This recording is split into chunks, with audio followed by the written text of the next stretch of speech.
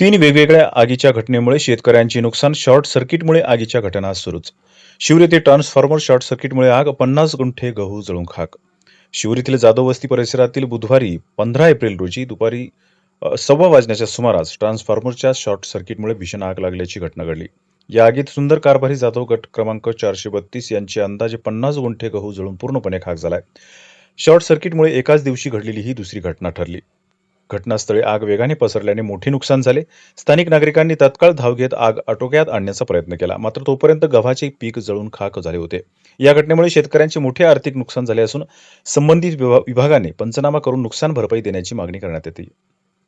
दुसऱ्या घटनेत मेनलाईन शॉर्ट सर्किटमुळे आग. 1.5 एकर मका चारा जळून खाक झालाय.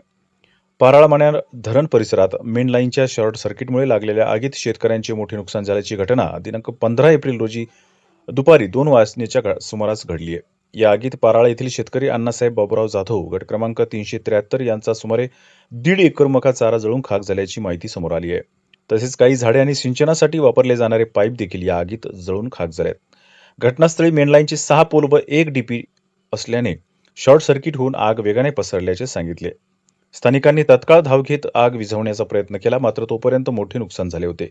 आणखी एका घटनेत शिवूर येथील रावणेश्वरी मंदिर भागात देखील वीज तारांच्या घर्षणाने आग लागल्याची घटना घडली होती, मात्र वेळीच आग विझवण्यात आल्याने मोठी घटना टळली आहे. अशा घटनेमुळे शेतकऱ्यांचे मोठे आर्थिक नुकसान झाले असून संबंधित वीज वितरण विभागाने पंचनामा करून नुकसान भरपाई द्यावी अशी मागणी परिसरातून करण्यात येत आहे. शॉर्ट सर्किटमुळे वारंवार आगीच्या घटनेत वाढ होत असताना महावितरणकडून कुठलीही नैतिक जबाबदारी स्वीकारून पंचनामे अद्याप करण्यात आले नाहीत. त्यामुळे नागरिकात महावितरण विरोधात संताप व्यक्त करण्यात येतोय. Vaijapur times report, Shivur.